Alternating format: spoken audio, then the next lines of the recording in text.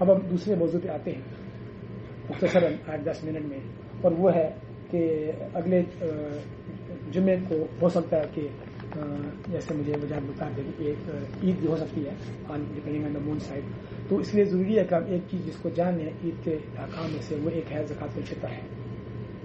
اس کے بارے میں آپ کو شاید معلوم ہی ہو، لیکن ایک یاد دہانی کے لیے، اور بہت سے لوگوں کو نوجوان ہے جیسے وہ کبھی نہیں معلوم اس کے بارے میں کچھ علم ضروری ہے.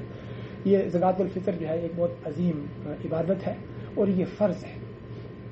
اس کے بارے میں بات کریں گے، اس کا کیا حکم ہے، کب دینی ہے، کس کو دینی ہے، کیا چیز دینی ہے، اور یہ اس کے بارے میں کیا حکمت کیا ہے، کس کو دینی ہے، کتنا دینا ہے، یہ معنی. تو زکوٰۃ الفطر کو فطرانے بھی کہا جاتا ہے اور یا صدقۃ الفطر بھی کہا جاتا ہے.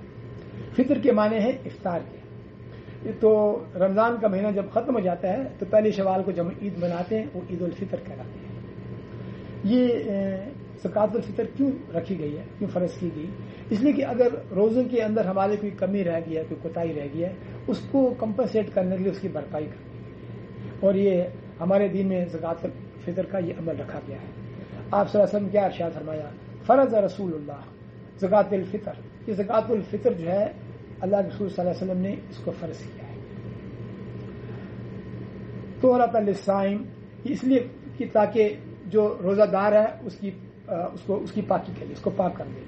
کس چیز سے پاک کریں؟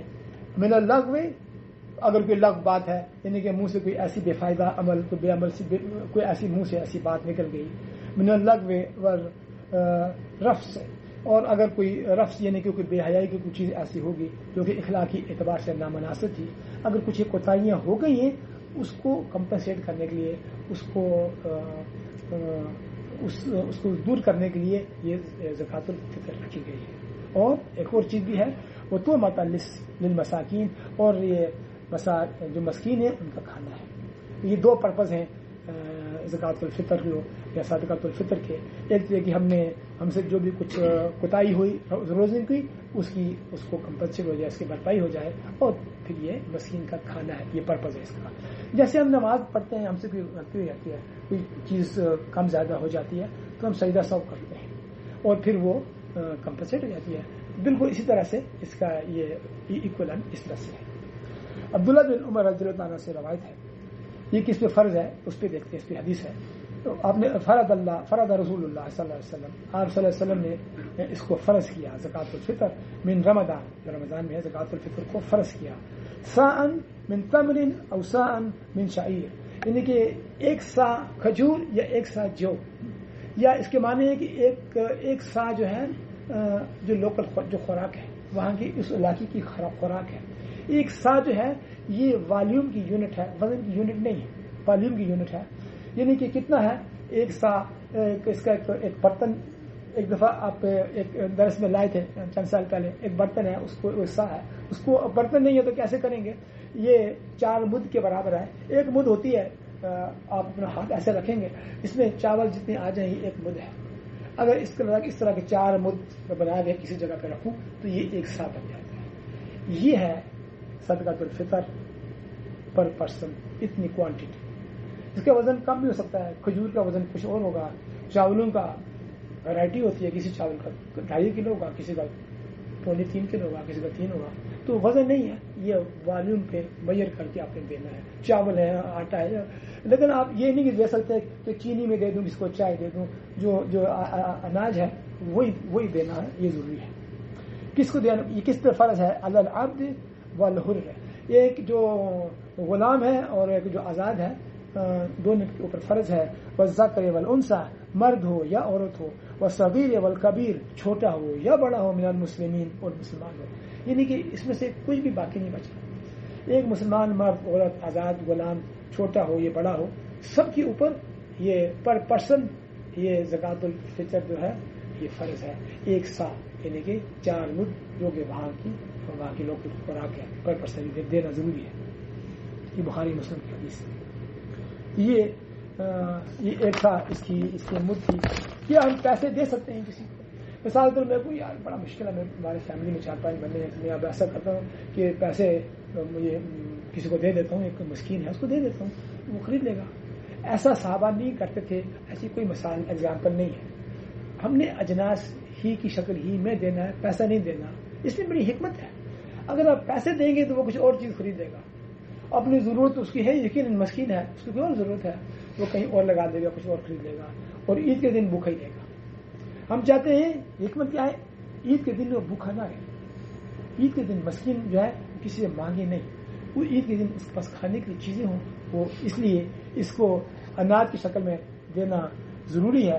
پیسے کی شکل میں دینا پرمیزیبل نہیں ہے. پیسہ کسی کو میں دے سکتا ہوں اور اسے وکیل بنا کے ہاں بھائی اس کا اناج خرید کے یہ دینا ہے فلاں، دس از اوکے. جیسے آپ ملک بھیج سکتے ہیں کہ یا کسی اور کو دے سکتے ہیں، بھائی خریدو اور پھر یہ اناج کی شکل میں اس کو تو اینڈ آف دا ڈے آپ نے اناج ہی دیا ہے. اور یہ اس کا اصل حقدار کون ہے؟ غریب اور مسکین ہے.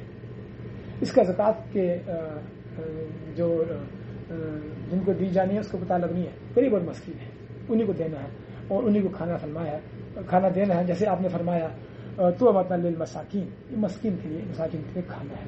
اگر رشتے دار میں کوئی غریب ہے، مسکین ہے، اس کو دینے میں ڈبل فائدہ ہے.